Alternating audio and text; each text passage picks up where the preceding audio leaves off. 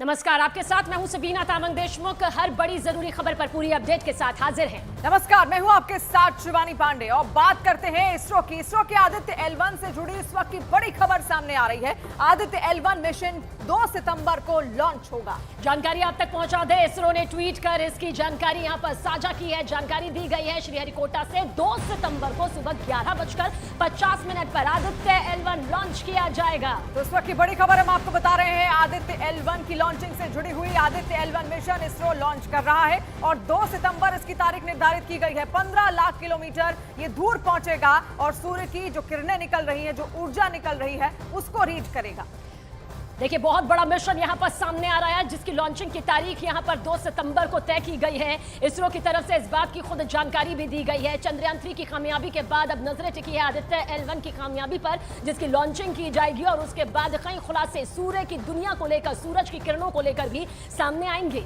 तो Aditya L1 mission पर अब सबकी निगाहें टिकी हुई हैं। जिस तरीके से चंद्रयान 3 सफल हुआ, अब इंतजार किया जा रहा है कि आदित्य L1 से जो जानकारियां सूर्य के बारे में जुटाई जाएंगी, आखिर वो क्या कुछ कहती हैं। और जो सूर्य की दुनिया है उसके बारे में हमारे सामने कई सारे रहस्य भी यहां पर खुलते हुए 2 सितंबर को नजर आएंगे। मिशन मून के बाद सोलर मिशन की तैयारी,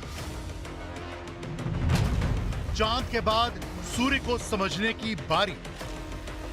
चंद्रयान 3 को चांद पर मिली कामयाबी के बाद अब इसरो सूर्य को समझने के लिए मिशन की तैयारी कर रहा है। कुछ ही दिनों में इसरो सूर्य के करीब अपने यान आदित्य L1 को भेजेगा।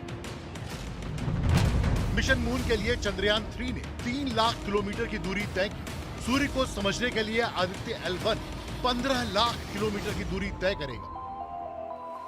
सूर्य एक जलते हुए आग के गोले की तरह है।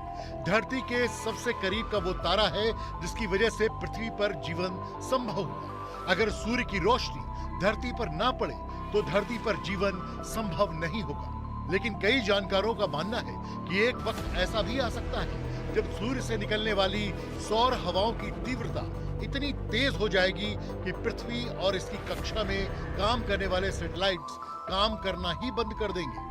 सूर्य की इसी सौर ऊर्जा और उसके तापमान को समझने के लिए आदित्य L1 सूर्य के करीब पहुंचकर इसकी जानकारी जुटाएगा। अमन जी, क्या है ये Aditya L1 mission? Aditya L1 mission Indian space research organisation का एक पहला ऐसा मिशन है जो कि सूरज को पढ़ेगा, सूरज की स्टडी करेगा, जो कि for the very first time है। इसके अंदर हम लोग अगर बात करें तो हम एक ऑब्जर्वेटरी को, जिसका नाम आदित्य L1 रखा गया है, इस ऑब्जर्वेटरी को हम सन के पास भेजेंगे। देखिए यहाँ पर तस्वीरों में भी दिख रहा है। जैसे ये जा पा रहा है। अगर मैं बात करूं सन की, तो सन जैसे हमको लगता है कि बड़ा शांत है, ठीक है, लेकिन वो ऐसा नहीं है। उधर बहुत सारी गतिविधियां उसमें चल रही हैं। अगर आप जब उसको पास से देखें, जैसे पिक्चर में दिख पा रहा है, इसके अंदर बहुत सारी गतिविधियां हैं। देखिए कैसे सोलर फ्लेयर्स निकल के आ रही हैं, इनको सोलर फ्लेयर्स कहते हैं। प्रोमिनेंस का इफेक्ट है, ठीक है। ऐसे ही काफ़ी सारी गतिविधियां इसमें चलती रहती है, कोई शांत नहीं है, ठीक है। सन, सूरज भी आप जानते हैं हमारा सबसे क्लोजेस्ट स्टार है, ठीक है। और हमारी पूरी पृथ्वी को, हमारे सारे सोलर सिस्टम में जितने भी प्लैनेट हैं, उसको एनर्जी सोलर सन से ही मिलती है, ठीक है। इसीलिए उसको समझना बहुत बहुत ज़्यादा ज़रूरी है।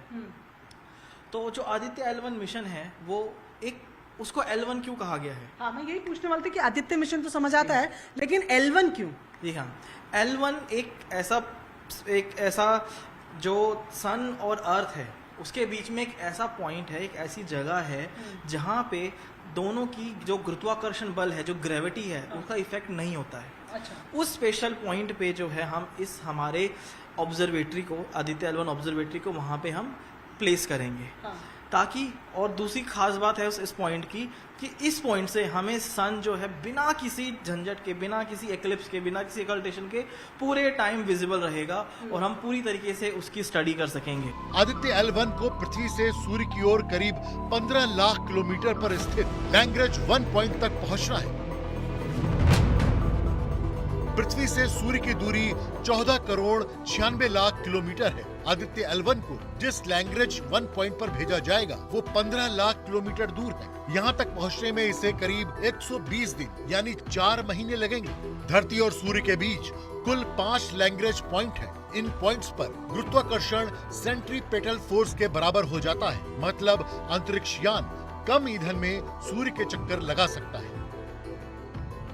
हालांकि आदित्य L1 मिशन को सभी 5 लैग्रेंज पॉइंट को ध्यान में रखते हुए तैयार किया गया है, लेकिन मिशन को कामयाब बनाने के लिए ये जरूरी है कि आदित्य L1 को उस पॉइंट पर भेजा जाए जहां मिशन के सफल होने की संभावना ज्यादा हो और जटिलताएं कम।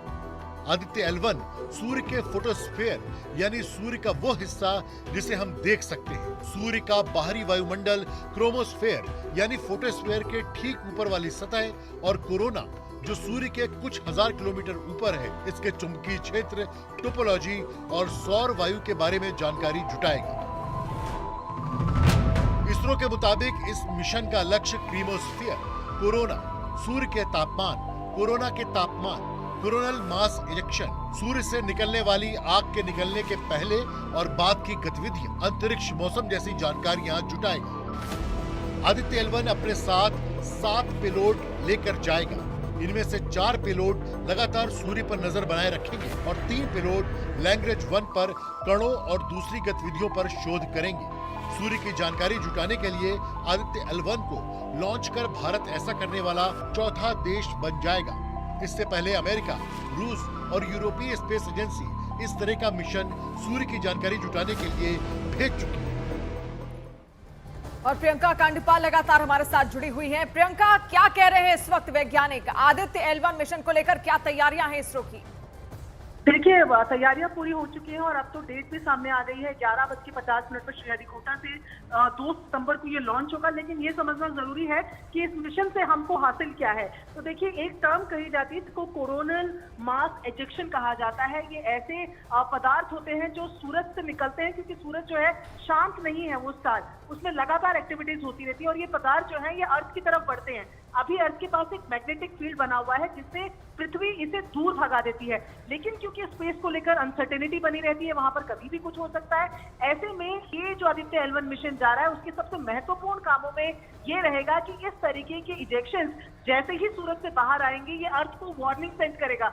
ये पृथ्वी को बताएगा कि इस तरीके के इजेक्शन बाहर आ रहे हैं, अपने आप को सेव करने के लिए काम करो। और ये इजेक्शन की जब हम बात करें, ये इतने खतरनाक हैं कि अगर ये अर्थ पर पहुंच गए तो तमाम इलेक्ट्रॉनिक डिवाइसेस काम करना बंद कर देंगे। तो ऐसे में ये एक बहुत महत्वपूर्ण पड़ाव रहेगा L1 मिशन के लिए। और जिस तरीके से अभी जानकारी भी दी एक साइंटिस्ट के द्वारा कि L1 एक पॉइंट है जहां पर इस मिशन को किया जाना है।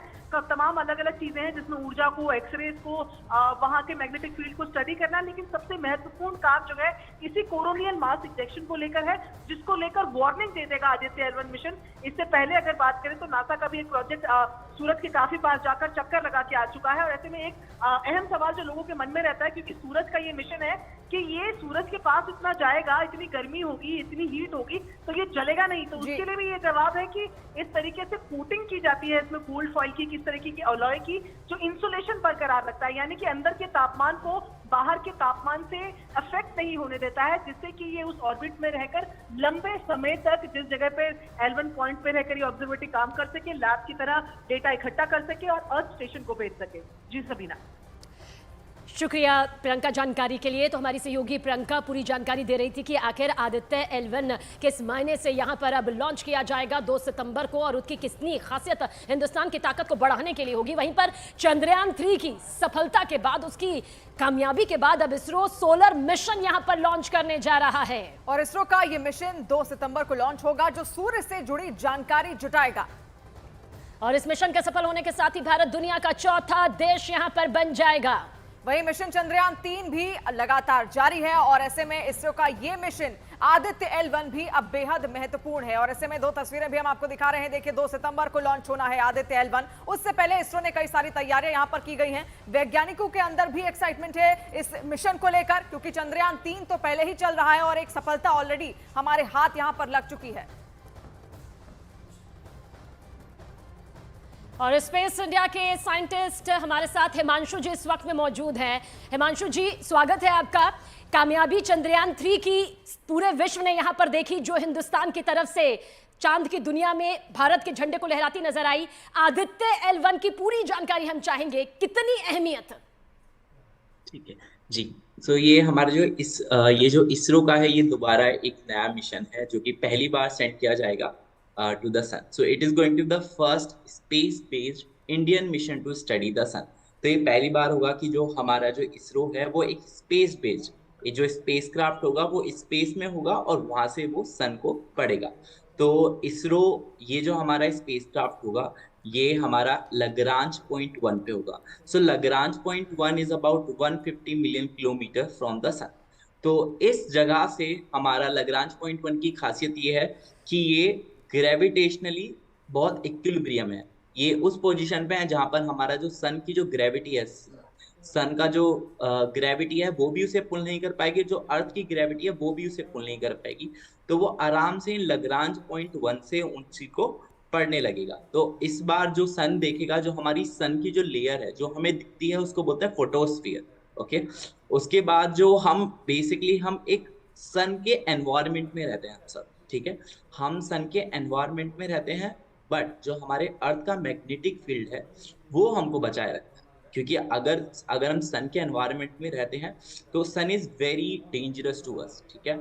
Even if like a small exposure to the sun without our earth atmosphere, अगर अर्थ का एटमॉस्फेयर ना हो तो sun can be very very dangerous to us.